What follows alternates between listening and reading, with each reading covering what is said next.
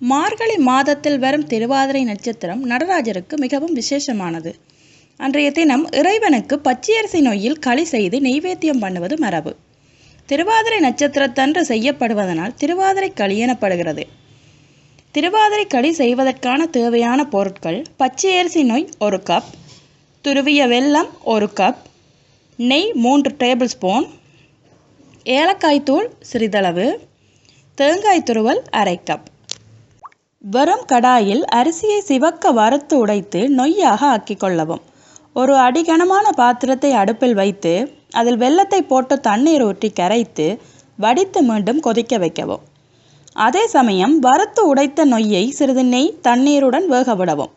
அது வெந்து வரும்போது வெல்லப்பாகை சேர்த்து கிளறி தேங்காய் துருவல், ஏலக்காய் தூள், நெய் சேர்த்து நன்றாக கிளறி இறக்கி இறைவனுக்கு நைவேத்தியம் பண்ணி அந்த பிரசாதத்தை உண்ணலாம்.